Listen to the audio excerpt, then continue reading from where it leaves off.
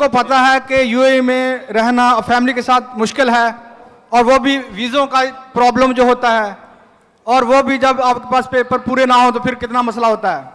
ऐसे ही मसला मेरे साथ हुआ, वीज़ा लगवाना था बेटी का, तो बड़ा प्रॉब्लम था।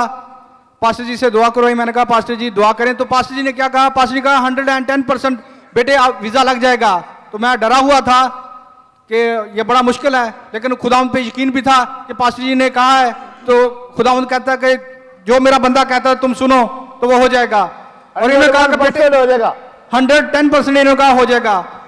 और जब मैं उस बंदे के पास गया, उसने ना तो कोई मैसेज देखा मोबाइल पे, ना मेरे पेपर देखे, उसने वो पेपर लिए रखे और वीजा लगा के दे दिया। सारा इज्जत सारा जलाल ये सुनाम को मिलेगा।